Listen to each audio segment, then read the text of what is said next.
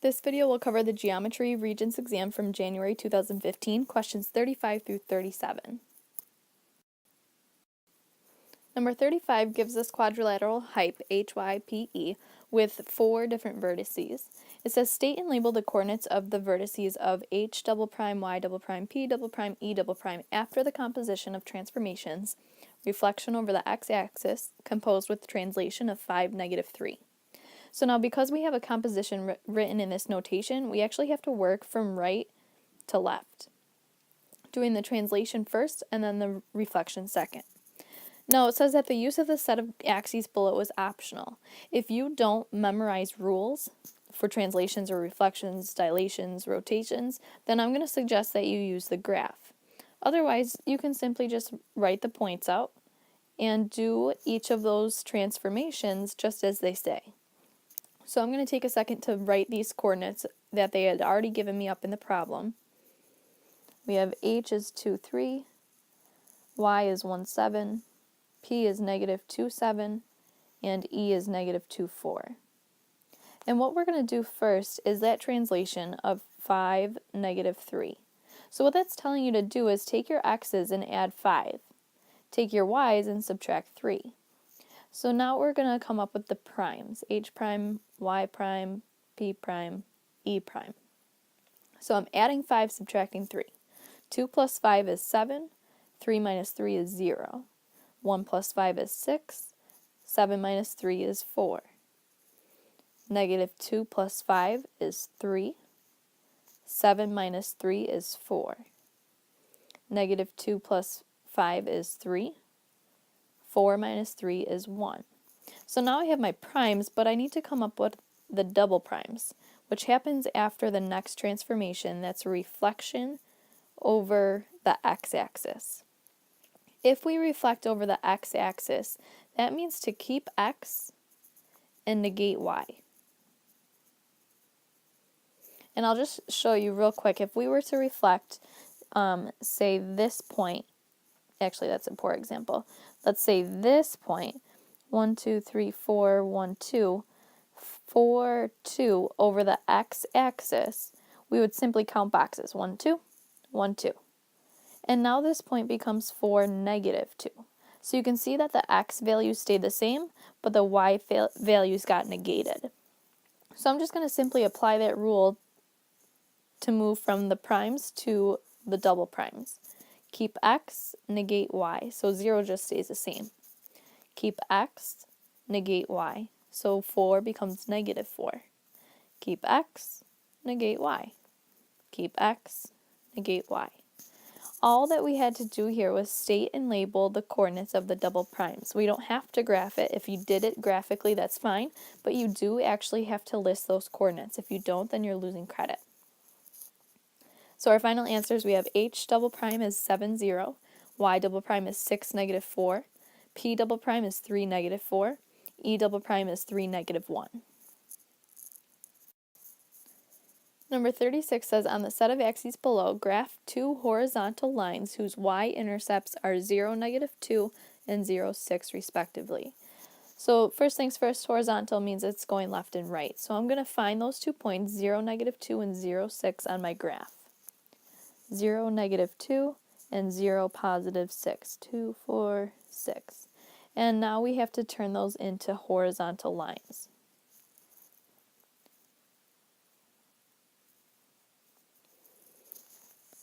The next step says to graph the locus of points equidistant from the horizontal lines. So if you have 2 lines that are parallel, never touching, then the locus of those points equidistant, meaning equal distance, the same distance from those lines, would be like walking through the middle of the road. You can think of these 2 purple lines as like the sidewalk, and you want to walk just directly in between them. So what we're going to do is find the middle of that road made by those 2 blue lines. So I just need to take a second to count how many boxes are in between them. So I've got 1, 2, 3, 4, 5, 6, 7, 8.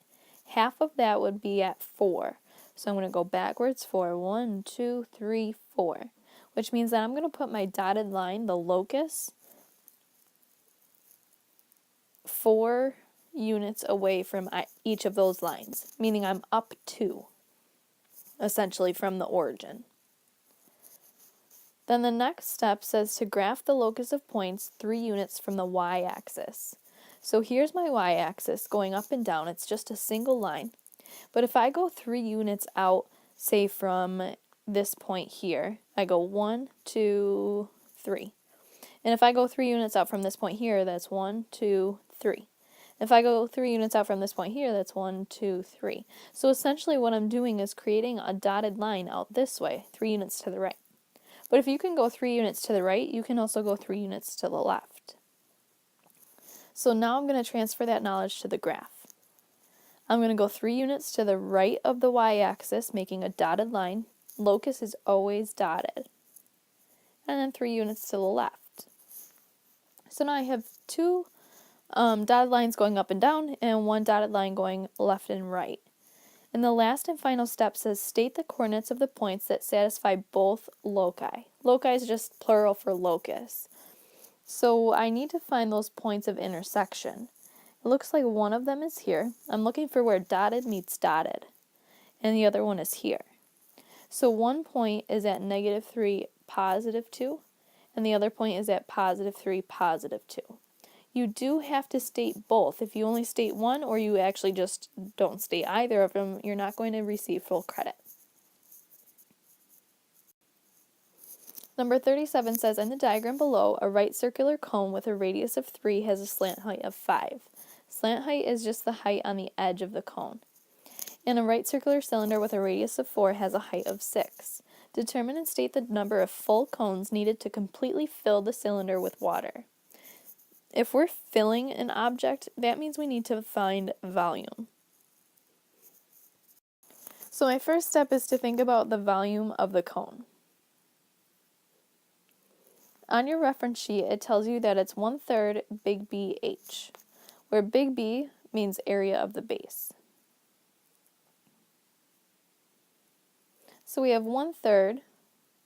Now, unfortunately, the area of this base is not provided to you, so you have to recognize that it's a circle, and area of a circle is pi r squared times the height.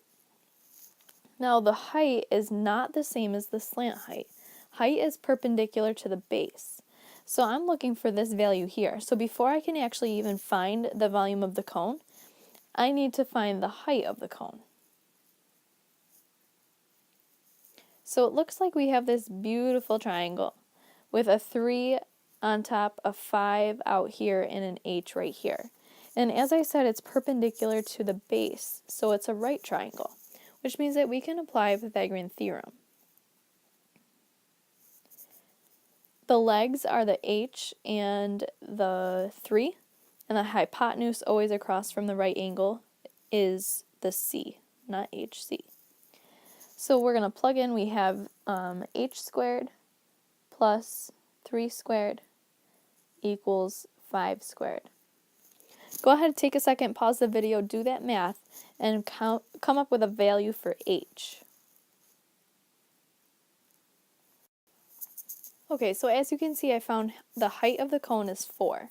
So now I have all the needed information to plug in to the volume of this cone. We have 1/3 pi times 3 squared, because 3 is the radius, times the height, which is 4. So we're going to do a little bit of calculation, and my suggestion is to type everything in the calculator except for pi. So type in 1/3 times 3 squared times 4. Make sure when you type in 1/3 that it goes inside of parentheses. Otherwise, you might lose the fact that it's a fraction. So when we type this in, we have 12 pi. So again, we typed everything in, but just carried down the pi. The volume of this cone is now equal to 12 pi. So my next step is to find the volume of the cylinder. On your reference sheet, it tells you that it's equal to big BH. And again, we have a big base, that's a circle. So we're going to still use that area of a circle formula, pi r squared, and multiply it times the height. Now I got to scroll up just a little bit so I can see what my radius is. So now we have pi times 4 squared times the height of the cylinder, which is 6. Again, type in everything except for the pi. So you have 4 squared times 6, which gives us 96, and then we're going to attach the pi. Now, because we're asked for the number of cones that can fit inside of the cylinder itself, we actually have to divide the two volumes. So the number of cones is equal to the volume of the cylinder divided by the volume of the cone. So 96 pi divided by 12 pi. You can type this entire thing in the calculator, but if you do so, make sure the denominator, the 12 pi, goes inside of parentheses. Otherwise, it will end up multiplying by pi. Or you can just say to yourself, okay, I can take 96 and divide it by 12 to get 8, and then the pi's cancel. So the total number of cones that can fit inside the cylinder is 8.